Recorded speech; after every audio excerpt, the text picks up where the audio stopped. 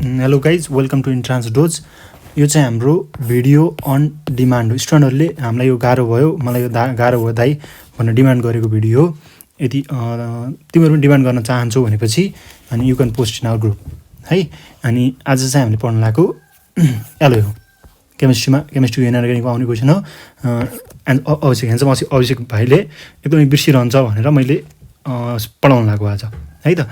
तिमीलाई पोस्ट गर्न मन छ भनेपछि हाम्रो इन्ट्रान्स डोज भन्ने एउटा ग्रुप छ होइन। त्यो ग्रुपमा चाहिँ दाइ यो भिडियो चाहियो भनेर मलाई म्यासेज भन्दा त्यहाँ पोस्ट गर्नु। अनि पोस्ट गरेर ग्रुपको लिङ्क चाहिँ डिस्क्रिप्सनमा राखिदिएको छु मैले यही युट्युब भिडियोको है। दाइले भोलि आउँछ भनेको थिएँ, आज आइरहेछ है त। एकदम सजिलो छ।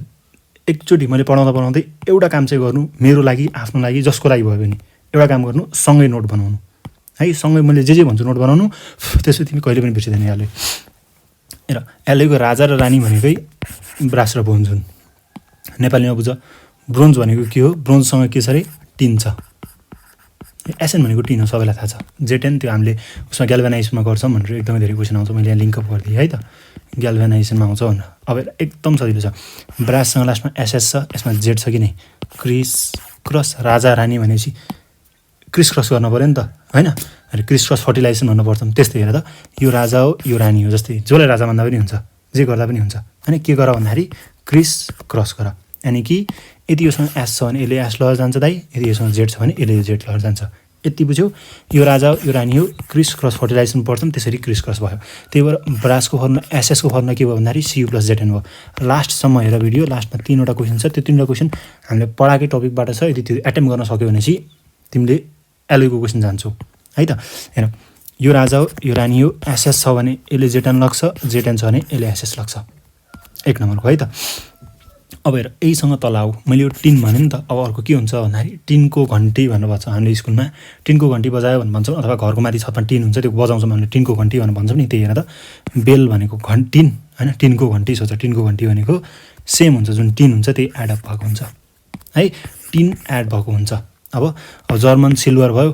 ओहो, टिनले त यो राजाले, यो जुन हामीसँग राजा थियो नि, जुन हामीसँग यो राजा थियो, तलको यो जुन राजा थियो, यसले यो लग्यो। अब जर्मन सिल्भरले पनि यसलाई लग्छ, एउटा साथी लग्छ। ब्रोन्जले यो लग्यो भनेपछि ब्रासले यो लग्छ। ब्रासले यो लग्छ भन्नुको अर्थ जर्मन सिल्भरमा सुरुमा ब्रास हुन्छ, त्यसपछि निक्कल हुन्छ। निक्कल याद गर्न गाह्रो हुन्छ त, एकदम सजिलो छ। सेकेन्ड प्लेसमा आई छ, सिल्भरको पनि सेकेन्ड प्लेसमा आई छ।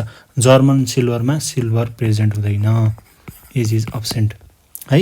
अब एकदम सजिलो छ। तिमीले पब्जी खेल्छौ भनेपछि एकदम रिलेट गर्छौ, पब्जी खेल्दैन भनेपछि अनि सुन मेरो कुरा है त। यो हाम्रो पब्जीको बेस्ट गन हो है। म पनि खेल्छु, मलाई एकदमै मनपर्छ।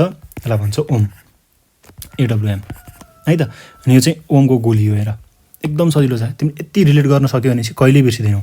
यदि खेल्दैनौ भने नि सुन, यो ओमको गोली हो अरे। हामीले कालो बक्समा पाउँछौँ पब्जीमा चाहिँ होइन। यो कस्तो छ? कप्परको कस्तो छ? हाम्रो यस्तै घरमा कप्परको तामाको भाँडा हुन्छ, कप्परको भाँडा हुन्छ, पानी खानुपर्छ भन्नुहुन्छ नि, कप्परको जस्तै छ नि त यो।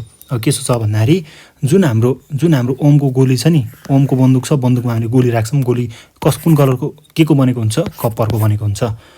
मैले पब्जीमा ओम गन पाएँ होइन, ओम गन पाएँ। अनि त्यसपछि गोली राखेँ। गोली चाहिँ यो के को गोली भन्दाखेरि ओमको गोली, कप्परले बनेको जस्तै छ। यति बुझ्यौ? रट्न पनि केही पर्दैन। र गन मेटल, गन ओम, मैले के थपेँ? एसएनमा जेटेन थपेँ। CU + SN + ZN। कप्पर कोइनमा मैले के थपेँ? CU + ZN + SN। Simple, same. बुझ्यौ नि? के कप्परको, के अरे कप्पर कोइन। हेर त, माथि बुलेट थियो नि, जुन यस्तो परेको बुलेट थियो नि, यस्तो परेको बुलेट। यो बुलेट पनि के हुन्? यो बुलेट भनेको कप्परको कोइन जस्तै हुन् सोच है। हामीले सिक्काहरू हुन्छ नि, कोइन जस्तै हुन् सोच। योभन्दा अझ सिम्पल तरिका भनेको 3टेलाई जोडिदियो। हेर त, CU + ZN + SN, CU + ZN + SN। यो केले बनेको हुन्छ भन्दाखेरि हाम्रो जुन ओम बन्दुक हुन्छ, ओम प्लस ओमको गोलीले बनेको हुन्छ है। यो हाम्रो फेज 1 सकिएर एकदम सजिलो छ। क्वेसनहरू पनि छन् है, लास्टसम्म स्टिक गर, नोट बनाऊ सँगसँगै। हेर, अब म्याग्नेलियममा नाममै छ Mg + Al। हेर, Mg + Al, Mg + Al है। अब डुरालियम हेर त, सँगै पढ है। Al छ, लास्टमा M छ। हेर, Al र Mg ठिक छ। हेर त, डुरालियममा सेकेन्डमा U छ, कपरमा सेकेन्डमा U छ, C पछि D आउँछ। बहुत लेम सर्टकट लाग्न सक्छ तर इक्जाममा याद हुन्छ है। CU भनेको Mg, के अरे DUसँग रिलेटेड हुन्छ। अर्कोसँगै Mg आयो भनेपछि Mn पनि आउँछ भनेर सोच है, याद हुन्छ यो 100%। अर्को भनेको टाइप मेटल छ। टाइप भन्नाले नट कोहीले पनि डिसरेस्पेक्ट गरेको होइन। अनि केटाहरूले याद गर्नलाई, केटाहरूले अथवा केटीहरूले होइन कस्तो कुरा काट्ने भयो भने चाहिँ केटीहरूले पनि यो त कस्तो बाई एन्ड अन्टी टाइप जस्तै छ भन्नु भन्छ नि, त्यही हो। त्यति याद गरे पुग्छ। अन्टी टाइप अथवा टाइप मेटल भनेको के हुन्छ भन्दाखेरि यो एसपी भनेको एन्टिमोनी हुन्छ है। अब एन्टिमोनी हुन्छ। अब योसँग अर्को रिलेट गर्न सकिने भनेको जुन हाम्रो थर्मोइलेक्ट्रिसिटी छ, थर्मोइलेक्ट्रीमा के अरे एसपी लास्टमा हुन्छ भन्ने याद गर्दा हुन्छ है।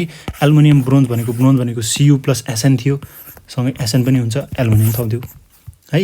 यो कुरालाई छोडिदेऊ।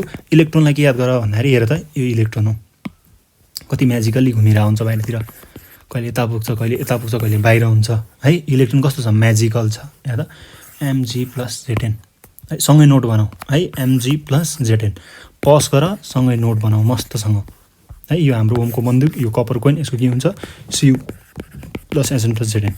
यो भनेको इलेक्ट्रोन, यो के हुन्छ Mg + Zn। एकदम सजिलो छ। अनि हामीले पढाइरहेछौँ यस्तै कुराहरू, सबै कुराहरू कम्प्लिट हुने गरेर क्रास कोर्स पढाइरहेछौँ। एकदमै राम्रोसँग, एकदमै दामी रिभ्यू छ स्टुडेन्टहरूको है। हामीले क्रास कोर्समा सबै कुराको थ्योरीहरू पढाउँछौँ, सबै कुराको थ्योरीहरू पढाउँछौँ। अनि सँगसँगै एभ्री पास्ट क्वेसनको सेटको हामी भिडियो सल्युसन छ। यो स्टुडेन्टलाई पास हुनको लागि एकदम बेनिफिसियल हुन्छ होइन। भन्ने गर्छन् यति पास्ट क्वेसन मात्र पढ्यो भने पास भइन्छ अरे। र मोडुल यदि तिमी जनरलको लागि लडिरहेको छौ अथवा तिमी मोडुलको सबै क्वेसन गर्न चाहन्छौ भने मोडुलको सबै क्वेसनको भिडियो सल्युसन छ। अब 3-4 महिना लगाएर हामीले बनाएको, हाम्रो टिमले हामीले बनाएको र सँगसँगै अहिले अब जेपिएनपीको केमिस्ट्री किताबको सबैको भिडियो सल्युसन एड भइरहेछ है। कम्प्लिटली थ्योरी पनि छ, एकदम राम्रोसँग आइप्याडमा पढाएको, प्री रेकर्डेड क्लासहरू हुन्छ एकदम बेस्ट प्राइसमा है। यो क्लासको लागि चाहिँ यो नम्बरमा मलाई कन्ट्याक्ट गर्दा हुन्छ। म यो नवीन दाइ, यो नम्बरमा व्हाट्सएप भाइबरमा कन्ट्याक्ट गर्दा पनि हुन्छ। ल क्वेसनतिर लागौँ है। ल which the following is an alloy of copper. Which the following is an alloy of copper. कपरको एलोए कुन चाहिँ अरे। भिटालियम हामीले नाम सुनेको थियौँ, ब्रास Cu + Zn हुन्छ कि SN हुन्छ। S छ भने Z हुन्छ, S हुँदैन। इन्बार भनेको मैले पढाएको थिइनँ, इन्बारमा Ni छ, हेर त Ni भनेको निकल + आइरन। सोल्डर भनेको Pb + SN। कुनमा कपर छ त हामीले पढिसकेका छौँ। कपर कुनमा छ, ब्रासमा। भेरी गुड एन्सर हो। अब हेर ड्युरेलियम इज एन एलोए अफ, हामीले माथि पढाएको छौँ। नोट बनाएको छौ भनेपछि मजाले एन्सर जाने होला तिमीले। तलपट्टि कति सजिलो छ हेर त, brass is an alloy of. यो दुईवटा क्वेसनहरू चाहिँ सबै स्टुडेन्टलाई होमवर्क हो। जुन हाम्रो युट्युबको भिडियो छ, यो भिडियोको तलपट्टि कमेन्टमा गएर एन्सर लेख्नु होला है। अनि अरू साथीहरूले लेखेको एन्सरसँग कम्पेयर गर्दा हुन्छ। एन्सर लेख्नुपर्छ, आफ्नै लागि हुन्छ, इन्टरेक्टिभ भइन्छ, पछिसम्म याद हुन्छ है। एक्टिभ रिकल गरेर एन्सर लेख्यो भने चाहिँ। यदि बुझेको छैन भने फेरि माथिबाट नोट सर हेर अनि क्वेसनको एन्सर देऊ है। Thank you for watching the video. अनि त्यसपछि यो भिडियोहरू एकदमै मन पऱ्यो भनेपछि हाम्रो इन्ट्रान्स प्रिपेरिङ ग्रुपहरू छन्, 4-5वटा ग्रुपहरू छन्। त्यो ग्रुपहरूतिर सेयर गरिदिनु होला र साथीहरूसँग सेयर गरिदिनु होला र क्लासको बारेमा पनि भनिदिनु होला। ग्रुप डिस्काउन्ट सधैँ छ है। Thank you. Keep watching entrance dose. Thank you.